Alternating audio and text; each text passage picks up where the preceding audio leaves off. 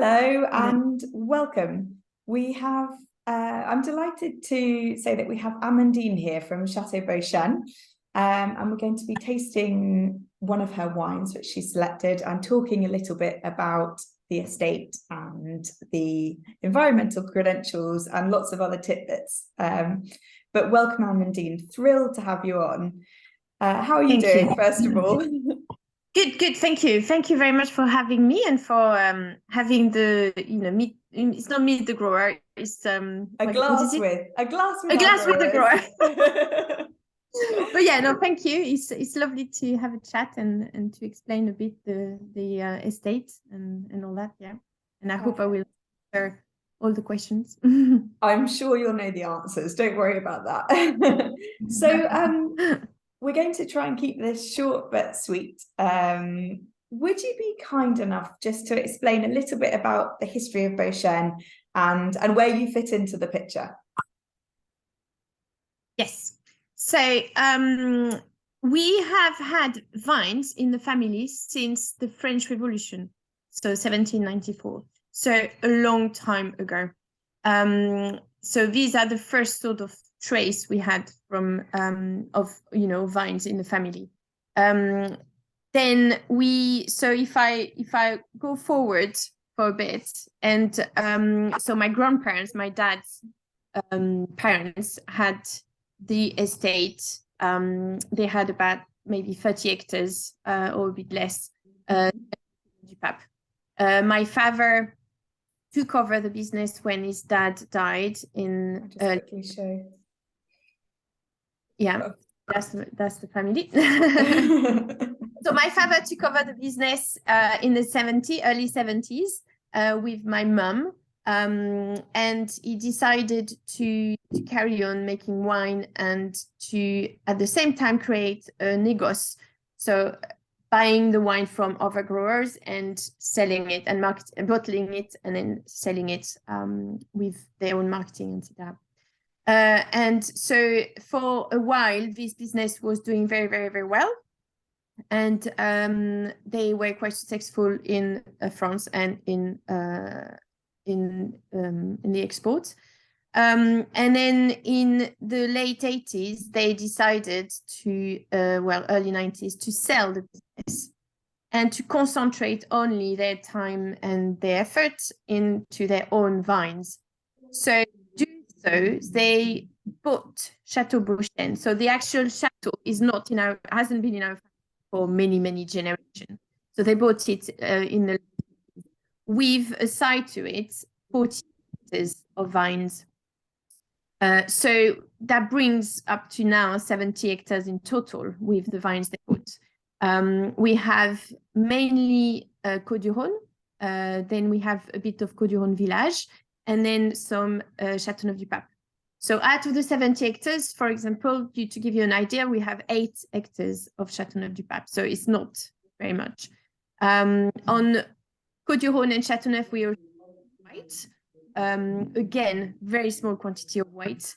Most of it location. I know you have some. Private Cellar has some, so it's quite nice to have the full range.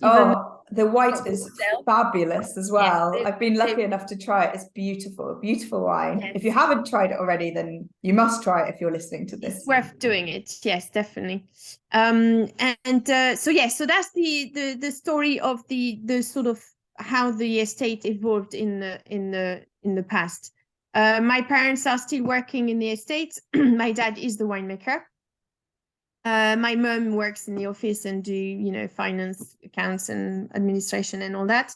My sister, who is a vet, she's also working a little bit in the business, but she's still a vet, and she tends to deal with the actual agriculture, the sort of the vines side of the business, which is definitely not something I am doing, or I'm more I'm more in the office doing marketing and all that.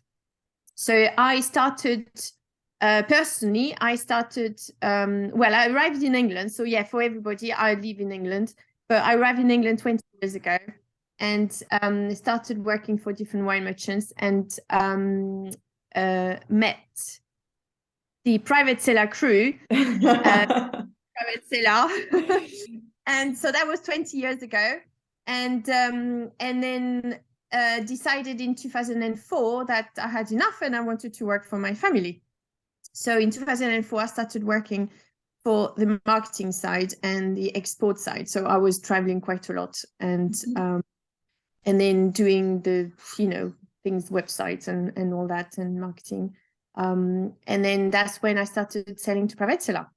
And I think you were one of the first growers. It's certainly on the first wine list, if not one of the first growers we began working with. Yes, definitely. I'm sure the first one was probably from Bordeaux or Burgundy, but it was one of the first, yes. now Andrew Gordon likes the Rhone Valley, so I'm quite pleased with myself. You've succeeded. I succeeded, yes, I succeeded on my mission. Well, your father obviously knows a lot about the Rhone as well, because he's been involved deeply in the region outside of the business. Yes, he has. Yes, my father is been a figure in the sort of the whole grower. I don't know how you call it, body, or like Terroir, which is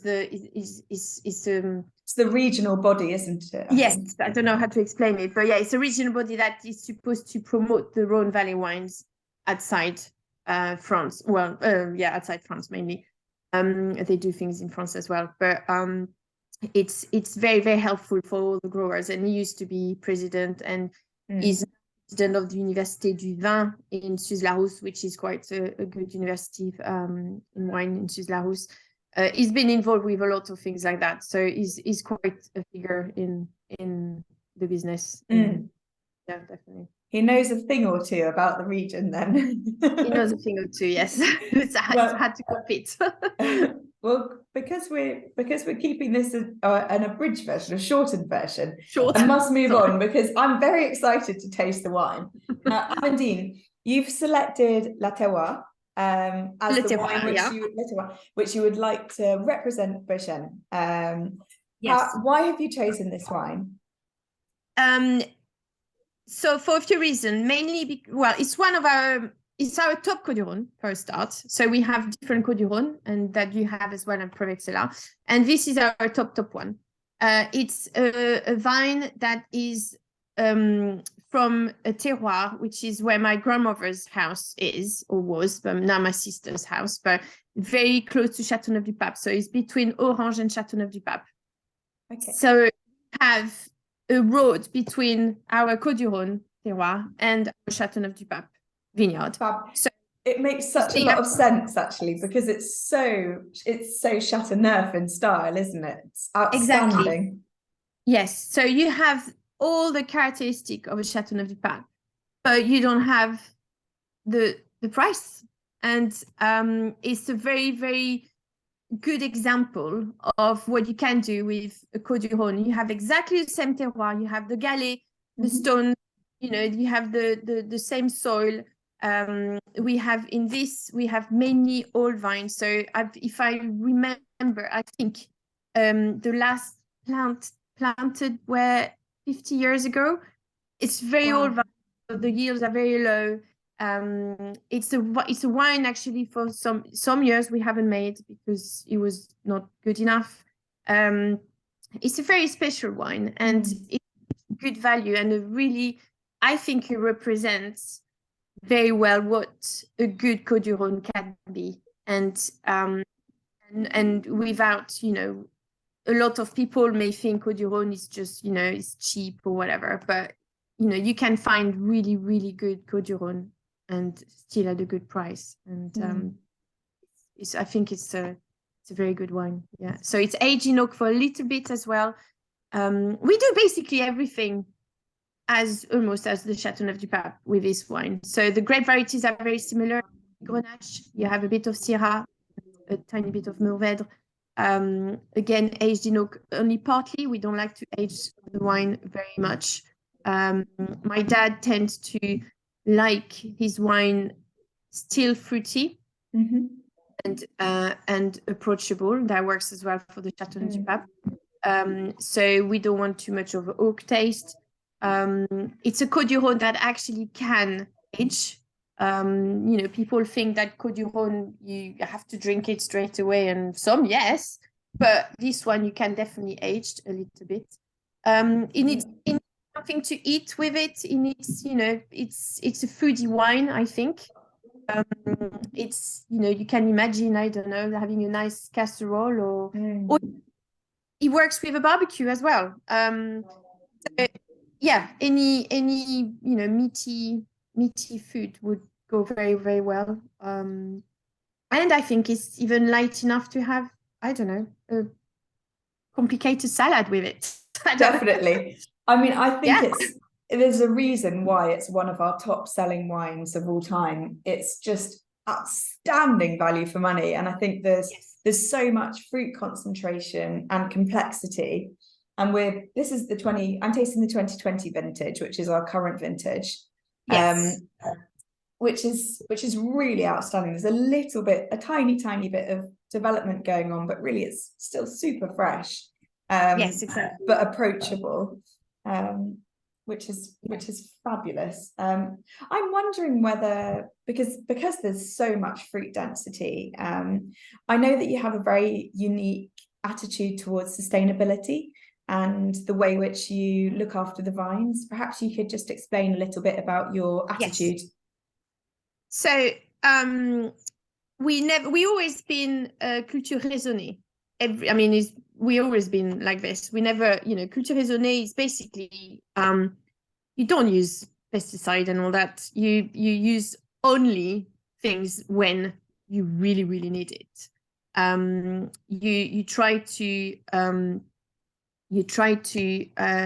respect the environment and all that. We never wanted to be organic fully because it's a very risky move, expensive move. But now in France, they came up with HVEs, which is Haute Valeur Environnementale. And it's recognized now in France, and it's got 3 different levels. We have the top one, the third one. It's basically a way to, how can I say, to not replace being organic, but to be able to prove to everyone that we are as organic as we can, and then in cultures we can have an intervention, in the vines.